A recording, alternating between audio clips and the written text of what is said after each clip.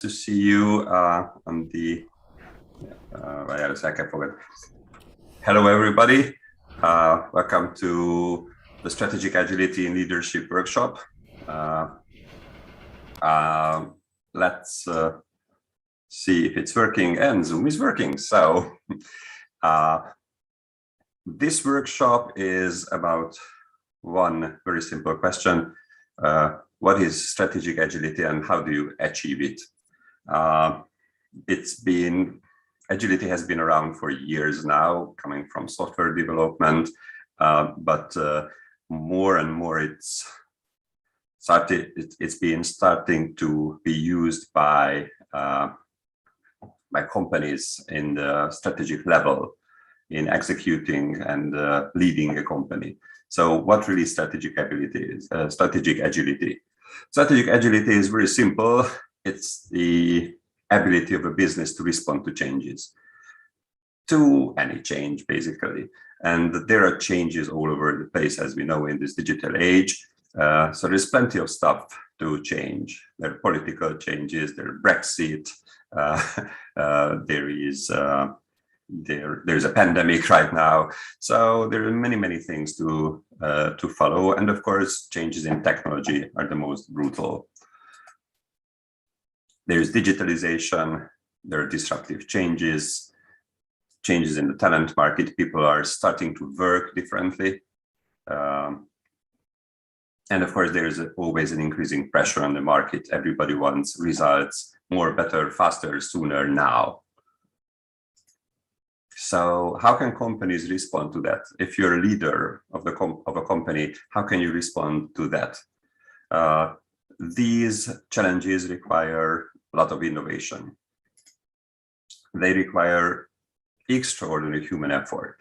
So only people, your staff, your employees, can make this kind of innovation so that you can always respond to the changes and respond to the challenges.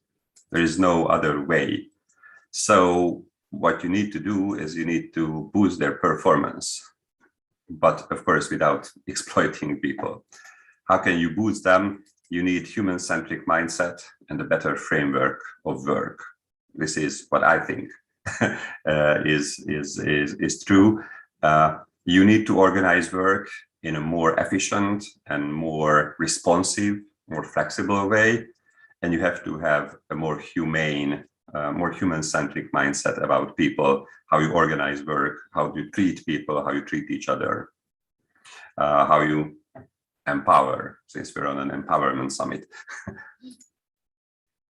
So how can we do that?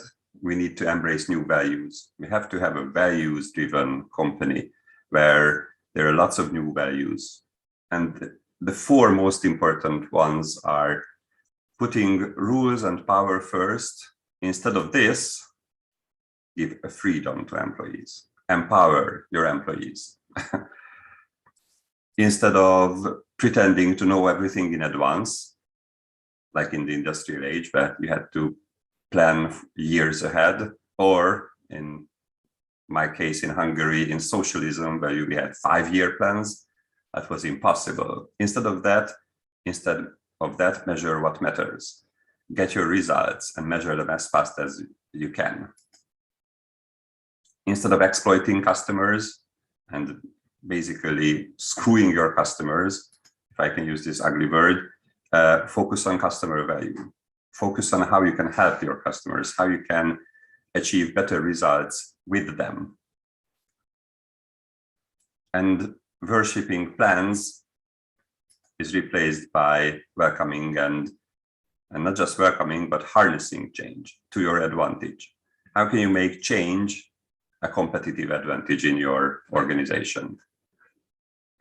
If you embrace these 4 new values and you empower your people, you measure what really matters, results, and you're not worshipping KPIs, you're focusing on your customer and collaborate with them, and you're welcoming change, and you can also harness change to your advantage. That is what I call strategic agility. Does this remind you anything? Of course it does. It's the Agile Manifesto rewritten in a business context. It's the same thing what the fathers of Agile thinking or Agile methodologies started thinking 20 years ago.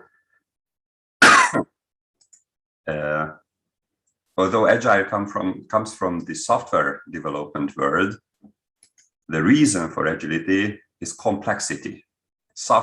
Creating software is complex. Now, current companies need agility, and instead of software development, now we're using it in digitalization. Why? First of all, because digitalization is complex. Why is it complex? Because it has software in it. And anything that software touches becomes complex. And people are also complex. Processes of larger organizations are complex. And when I say complex, I don't mean complicated. Complex means that something that exhibits emergent behavior, something that changes a lot, something that changes unpredictably. So for example, if you're building a building in Japan where you know there are earthquakes, it's not complex. Everybody knows you have to prepare your building for a 5-grade earthquake. So in that case, you do that. But what about complex digital products? How can you predict that in one day, 25 million users will come to your website? How can you predict that, for example, Britain is going to leave the EU? How can you predict a new law?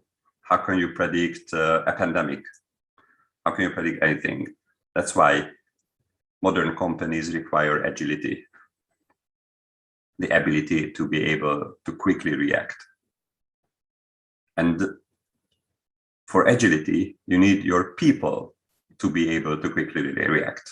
It's not enough if the leader can quickly react. Your entire organization needs to be fast.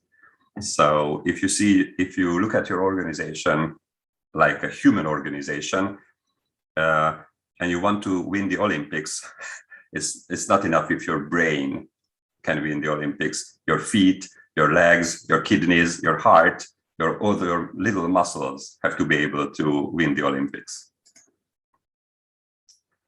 So what hinders strategic agility in traditional companies? Why is it not working for everyone, and why is there a presentation about this? I think these are the most important things that are needed for a modern organization to be able to quickly react and be agile.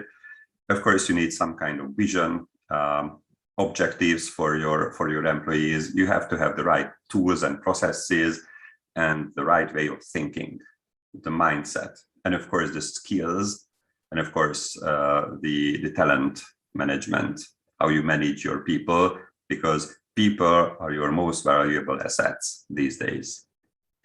Unfortunately, most companies have the wrong mindset.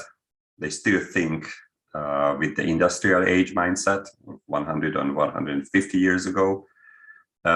People usually don't have the skills for agility. They don't know how to respond quickly.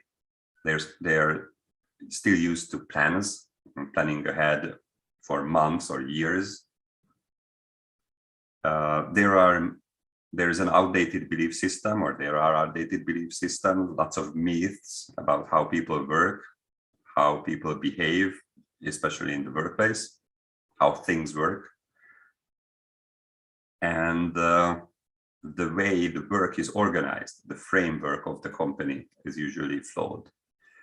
And this whole thing generates many times a kind of bad or toxic culture, a culture where creativity and innovation and agility cannot thrive.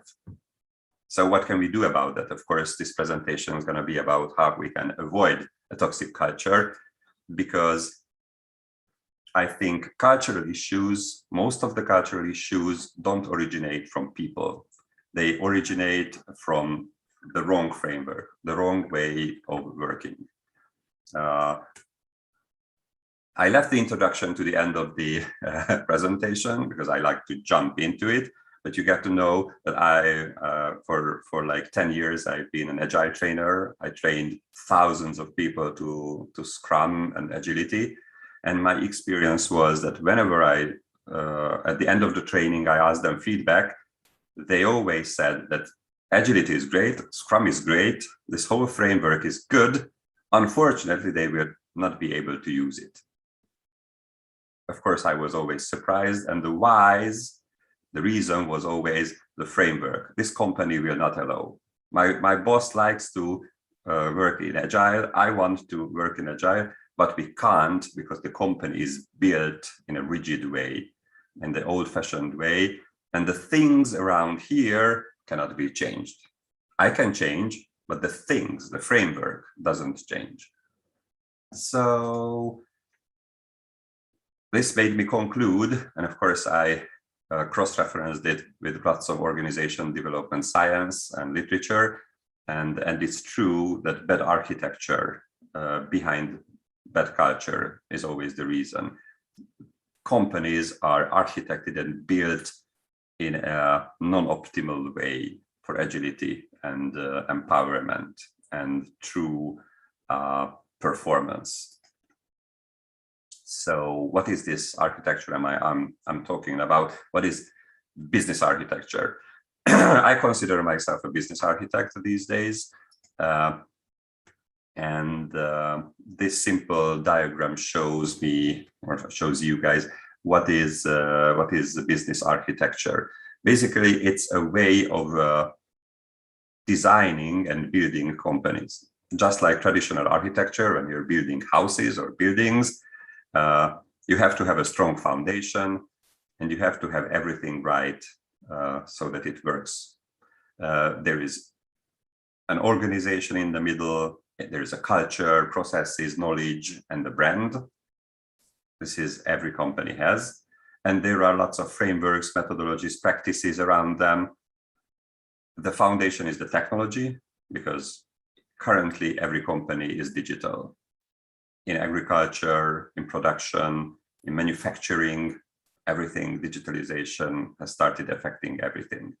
And of course, there is a very, very big industry that is purely digital, software as a service providers, applications, things like, Google and Facebook have created the digital market where companies are purely digital.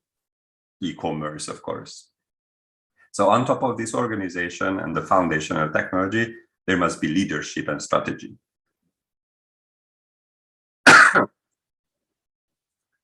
Business architecture deals with these aspects of the companies, of the organizations. So what are the challenges to these companies? Why do we need agility in the first place? There is the digital opportunity. The companies that are not using digital technology, or even that the ones that are using it already, have lots of opportunities in using more and more digital technology. But there are lots of challenges from the outside. There is the world that is changing, which is volatile, uncertain, as I mentioned, very complex, and also ambiguous. Lots of unknown things. Technology is changing rapidly. Like you have new pieces of technology every day, basically. Then the markets are changing.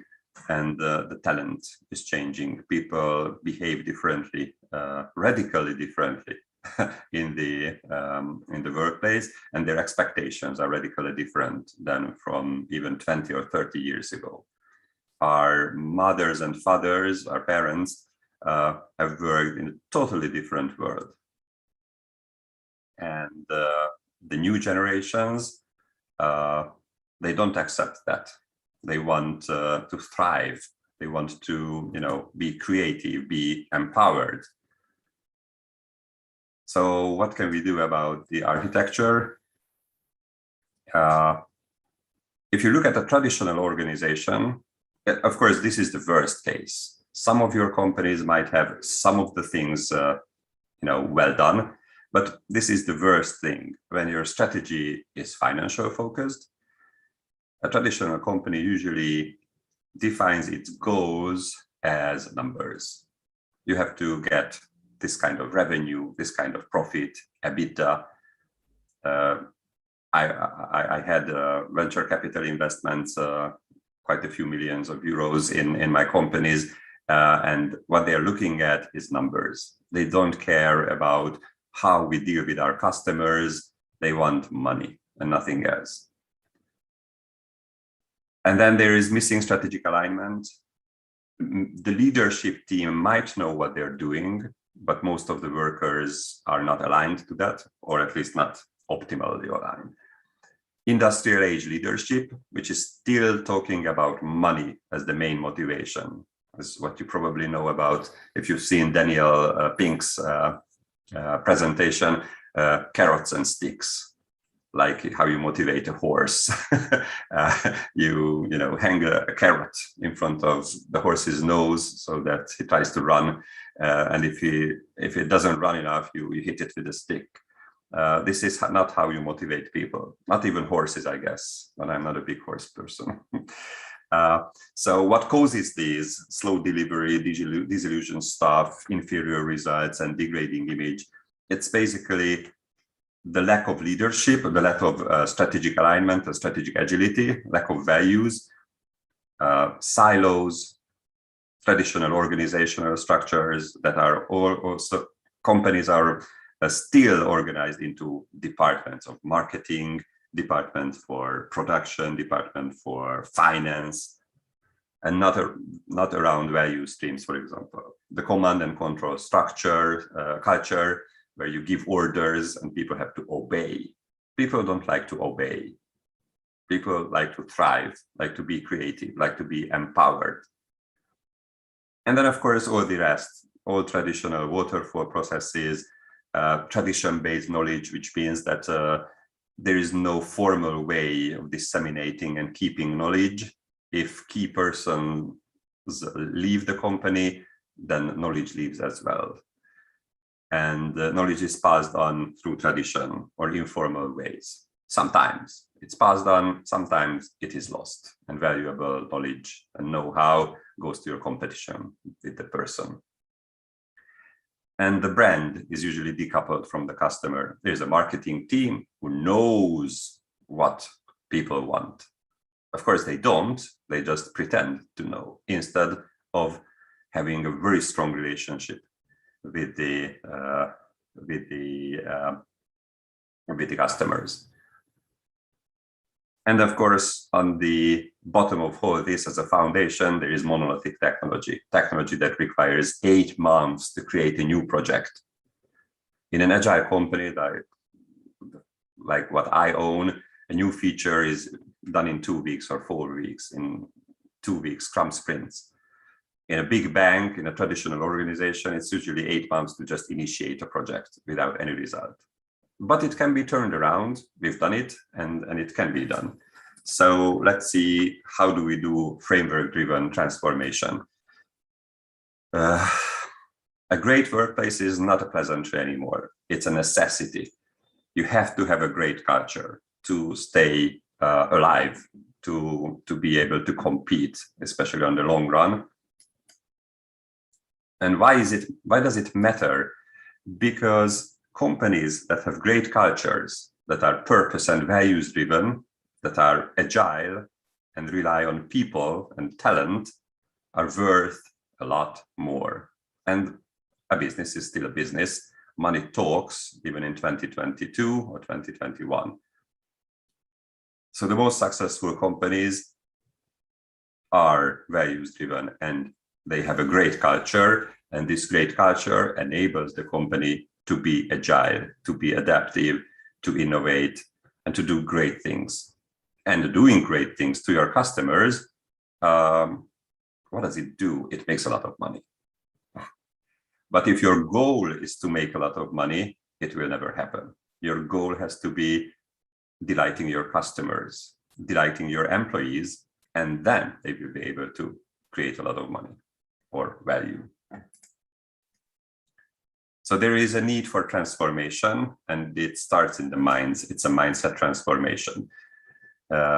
Compared to the previous diagram, This is the new version.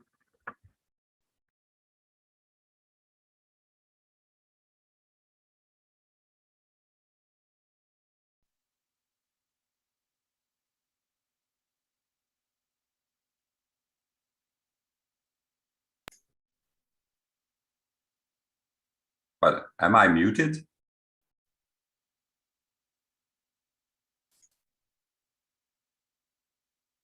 Okay, I don't know what happened.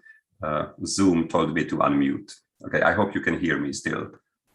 It's okay now. Thank you. There was some problem with Zoom. Sorry, guys. Okay, so I'm starting this slide again. So on this slide, you see the ideal, what I think is an ideal business architecture, where on top there is purpose and values-driven strategy.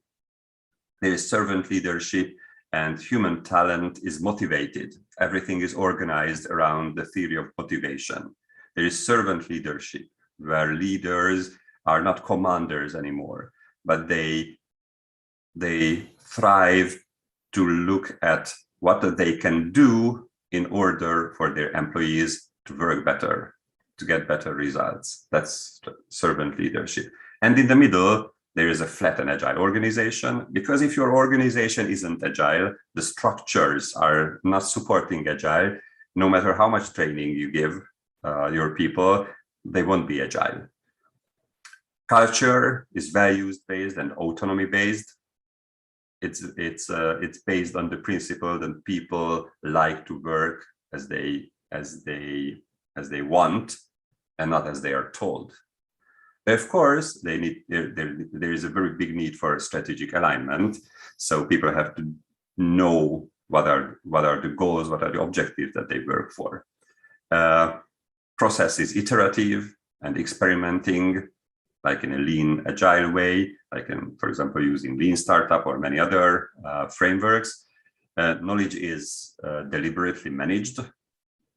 It's disseminated. Learning and development is constant and formal, and empowered. There are communities of practice that are nurtured, and so on and so on.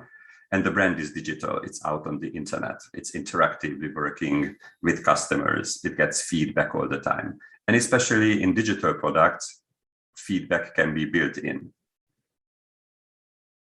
And the enterprise architecture as a foundation is a modular, modern, usually microservice oriented, and easy to develop through open APIs, sometimes even open source.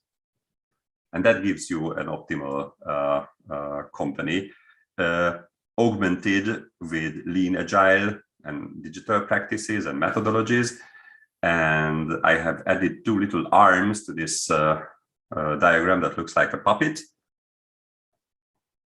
Is that you have to bring in science and critical thinking to the company and get rid of the myths and the tradition. You know, oh yeah, we don't know why we're doing this, but we've been doing it like this for 30 years now, so we're not changing. You need to change. This is the more detailed diagram of my framework. I'm not going to go through this right now, but you can download this whole thing from my website. If you go to digitalreditors.com/framework, you can download it. It's a free with the Creative Commons license. So you can read this ebook and get all the details about this diagram. For the rest of the show, rest of the workshop, I'm going to show you some of the key elements that I think are very important to the roadmap to digital success. This diagram, it's in the framework. It's one of the ways to do it. I think there are many ways to approach this problem, many ways to create a company. But in my view, I wanted to give a guide to companies, small and big. This framework has been tested in companies of 12,000 and companies of 12. I mean, 12 people in a little startup. And the principles work because companies are built of people. And it doesn't matter if it's only 5 people or 500 or 5,000, people are still people. Of course, they behave slightly differently. There are lots of practices that are needed in a bigger company, and change is a lot harder when you have a huge number of employees, but it's still people. So as you start on this journey, first you have to assess your digital readiness, assess what is your culture.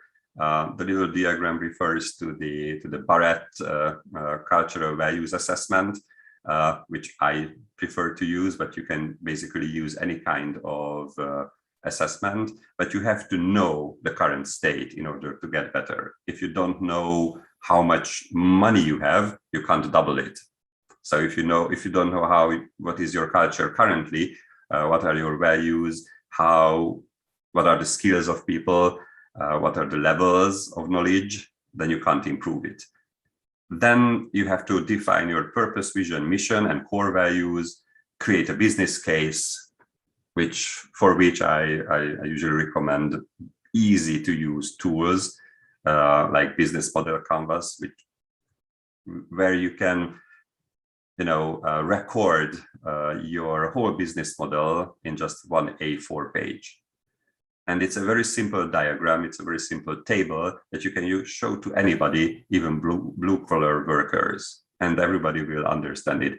No one will read a 500-page business plan, but everybody will want to read a one-page business model canvas. And there comes the funny part, value streams. Value streams, in my definition, are where value is started to be generated when you order raw materials or get your knowledge for digital product, and ends with the customer buying and returning. So traditional companies miss value streams because for a value stream to complete, you need to cross lots of departmental boundaries. And that's where things fail most of the time. After the value streams, you have to create a brand architecture to show this whole thing to the to the outside world, to your customers, to motivate them to buy your products or services.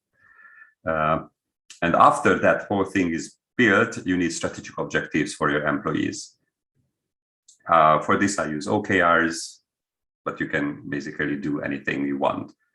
And only after having your objectives, your corporate level, your company level objectives, is when you start working on your cultural web, which means to formulate the control systems, the organizational structure, the power structure, who makes decisions, who have the right to make decisions, and the routines and rituals of your company.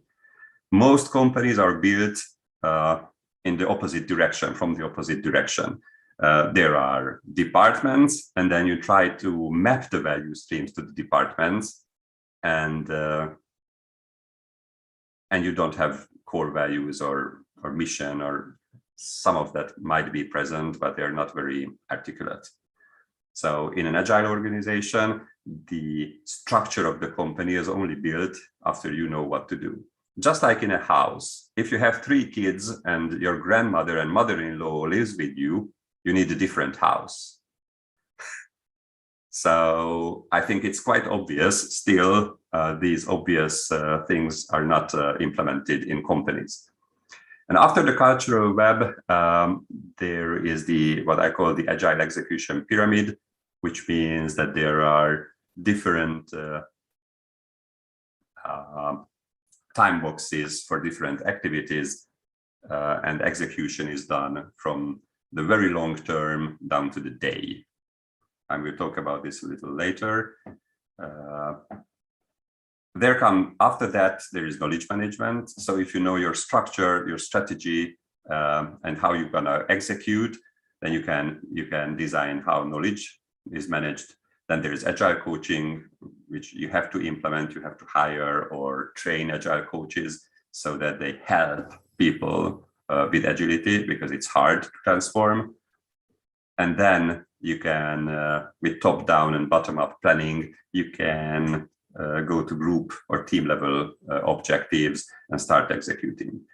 The financial plan is almost at the end of this process because it's mostly an iterative process.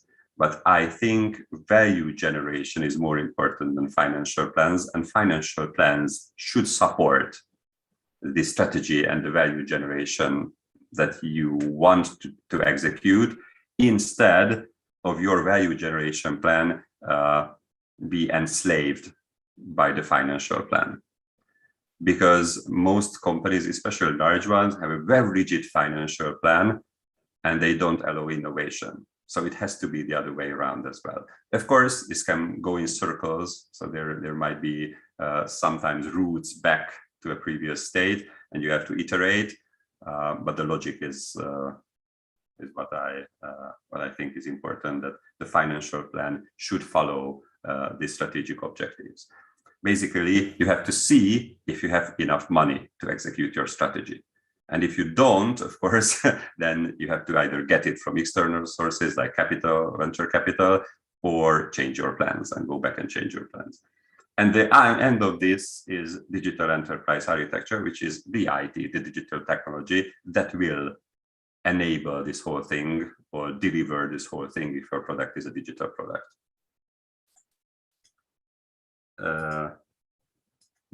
There must be a bridge between executives, management, and the employees of your company. And that bridge is the strategic alignment, which can be really well done with objectives and key results, OKRs. In my experience, we've done really great results in small and large companies, and especially it was hard in large companies. So why is strategic alignment so important? It's because if you have a company where the alignment of people is low and their self-organization is low, they're not going to do anything. If self-organization is high, so people are empowered, they can do almost anything, but they don't have goals, they don't have objectives, their alignment is low, then they will say, okay, what should we do? Is there some kind of problem? We heard about the river problem. In this example, we are using a river. We'll see later. In a traditional company, when there is a river problem, there is a boss, there's a manager, a commander-in-chief, who will say that we need to cross the river, build a bridge. And that's the problem, that the strategic objective is there to cross the river, but this person pretends to know what their workers, what their employees should know how to cross the river. So in an agile company where self-organization is high and alignment is high, the management only give you directions of what is the problem to solve, what is the objective, is that we need to cross the river, and the only command they give you is to figure it out. Because they hire you, they hire employees to solve the problems and not just be pawns for the executives. In a great culture, people are hired because they know how to do the work, and it's not the management who knows how to do the work.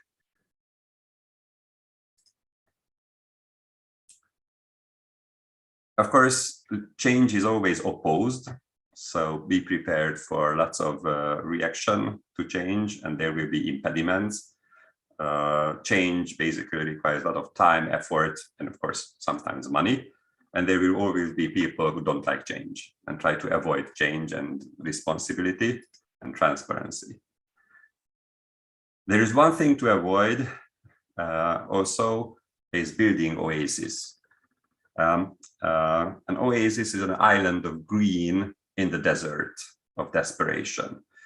In a company which is built in the traditional way, it's command and control and waterfall, and you try to change one thing and build an oasis, an agile oasis in one part, it will wither because it will not be able to work with the rest of the company, which is still a desert. So I think the whole company has to be changed. Like, for example, Richard Barrett, a very famous organizational developer, calls it a whole system change. And of course, you need a champion for the whole thing so that you can deliver lots of value with agility. And that person needs to be the CEO. You need the CEO on board. If the CEO doesn't become the equivalent of an agile coach of the company, then this thing will not work really. And Andrea, how much time do I have? 10 minutes? Yes, I think 10 minutes. I don't know. In the meantime, I'm asking Christiana, Sharmini, and Simfong, if you have questions, you can already prepare it and put it in the comments. So 10 minutes more. Thank you. Okay. So, and I'm just going to give you a little detail because the presentation is basically over. As you can see, this is a lean presentation. So I could stop almost anywhere from now because I didn't know how much it will take. It's a new presentation. So the lean thinking, the lean mindset is even presented in the presentation itself. But since we have 10 minutes more, I can give you some details on the building blocks of my framework. Why are they important? And my all-time favorite is the triangle of motivation. How to motivate human talent. It's very easy. People think that human behavior is really, really complex, which from one perspective it is, but how to motivate people is very easy. Give them a purpose, give them objectives so that they can fight for, give them autonomy, don't command them and don't try to control them, which doesn't mean that you don't have to measure results and performance, but don't control. It's a very big difference. And allow them to improve so that they can have mastery. Give them bigger and better tasks every time and let them improve. Because if they're doing the same thing, the same job, the same level of challenges for 10 years, they're going to burn out and they're going to leave your company and take the knowledge and experience and everything with them. And of course, you also have to train them. So everything in my framework is built around this motivational theory and servant leadership, which I talked about already. One thing that I didn't elaborate is critical thinking. Without scientific critical thinking, this framework, I think, doesn't work. You have to be able to, for example, run debates in your company with logical reasoning, and instead of deciding with feelings, use critical thinking, try to avoid cognitive biases, try to avoid logical fallacies, teach people how to debate, how to reason, and how to apply science, and how to use data. That's why, for example, the digital readiness assessment is important, because it gives you data about your company. It gives you data about the issues you have. If you just think or you just feel that there are issues in your culture, that's not good enough. You have to have raw data prove that, for example, certain areas of your culture are not working properly, and there are research tools for that. For example, one created by Richard Barrett. You can Google that. That's why you need to, and there is also a very short digital readiness assessment form, 25 questions. That's a very lightweight version on my website. So you can also try that. The second is purpose. You need to define some kind of reason for the company's existence. People thrive to have a purpose. They want to know why we are doing the whole thing. And after that, you need a vision. How can we change the world? What are we going to bring about? How the world's going to look like when we're successful? And the third level of high-level strategy is a mission, which is the master plan for achieving your vision. So if you have a vision, you need to know how you achieve it. What kind of really high-level helicopter view of your strategy for the next few years. And after that, you need to define and maintain your core values and work with your operational values. I think this is important, so I'm going to elaborate on this. Core values are values that are so important to you that it define your identity, your company's identity. So, for example, in case of my company, believing in digital technology and believing in science and evidence-based working is such a core value that I'm unable to work with anyone who doesn't believe in these. Operational values, on the other hand, are everyday values, things like openness or courage. You know, these are the agile values, or basically anything that affects your everyday work. If you learn to manage these values and have an alignment in this field as well, your company will be a lot more successful. And that is backed by research done by Richard Barrett and many other organizational developers prove the same thing. And my 25 years of experience prove the same thing, so it's easier for me to believe. Value proposition canvas and business model canvas, I think everybody knows and you can easily Google them, but I like these tools because of their simplicity. If you focus on customer value and use very simple lean tools like these, coming from the lean startup world, I think you can get a much better result than, for example, writing 25-page business plans. Value streams I talked about.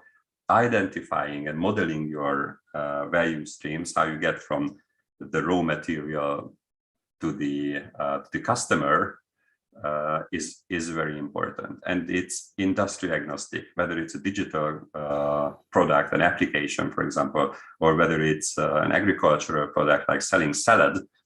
It doesn't really matter, but your organization needs to be built around the value streams. It's very hard to create, for example, a digital supply chain management if you don't have your own IT team for the given value stream, and you're competing with other value streams for the IT resources in a centralized IT department.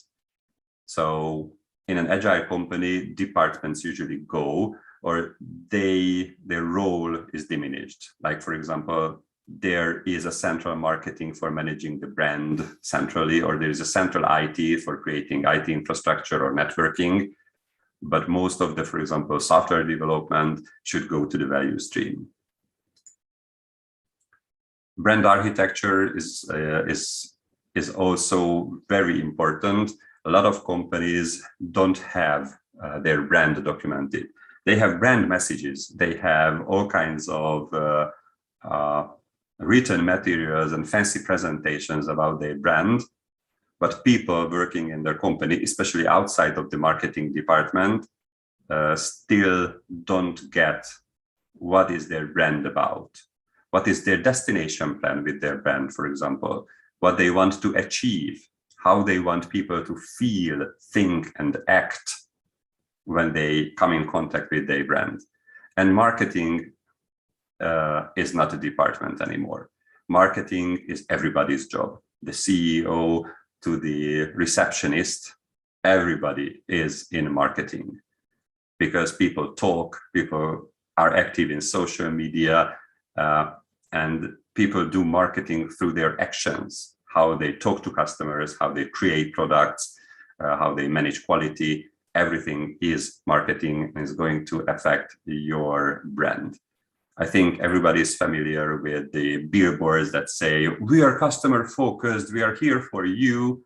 And when you go and buy their product, your experience is completely different, especially, for example, in the financial sector. I own a fintech startup, so I'm quite against lots of banks have really bad experiences. Strategic objectives, I use and recommend OKRs, objectives and key results. which was created like 40 years ago at Intel, and it's a great tool for creating strategic objectives. I managed, with a team of other experts, we managed to transform a company of 12,000 that were watching 400 KPIs. The executive team was monitoring 400 KPIs, and we went down to 4 objectives with 4 key results each. So from 400 KPIs, they went down to 16 key results that they're monitoring. It's a huge impact. They have a lot more time to work on their servant leadership and serve their company to work better instead of crunching numbers all day. That saves a lot of time and effort. And it gives lots of alignment. For example, with this company, we had a big room planning. We put 100 people in a huge room, and they did OKR planning there for 2 days, and it was working wonderfully. The alignment was increased tenfold. This is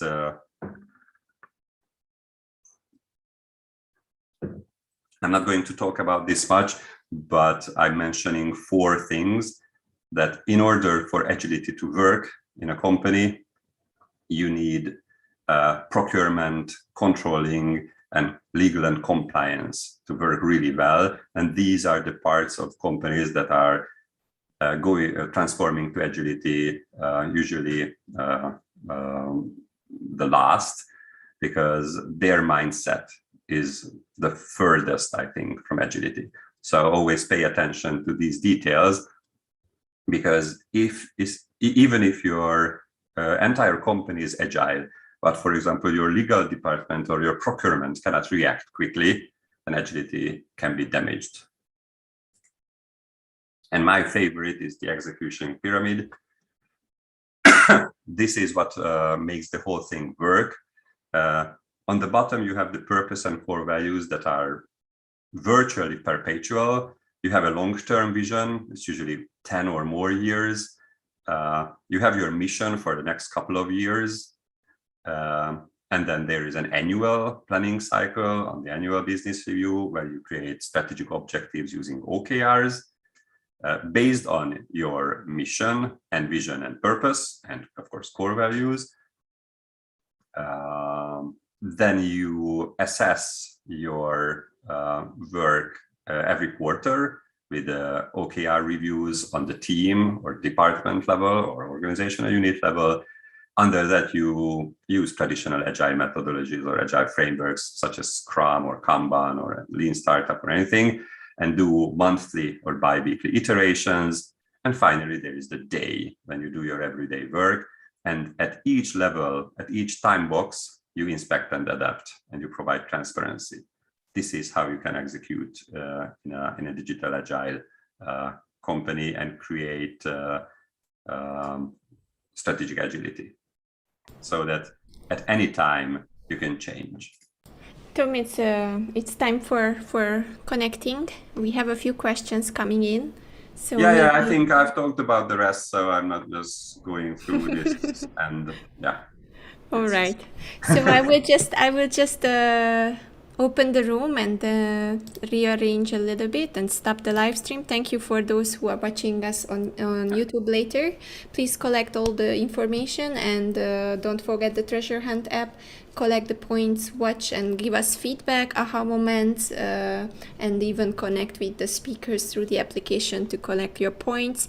The contest is going on until the 31st of December, and the winners are getting prices of $500 value each, and we also have an additional price of $200 value package from Solworks, the application creator, the developer. So please participate in the contest and collect those points. So I will stop the live stream now, and then we can open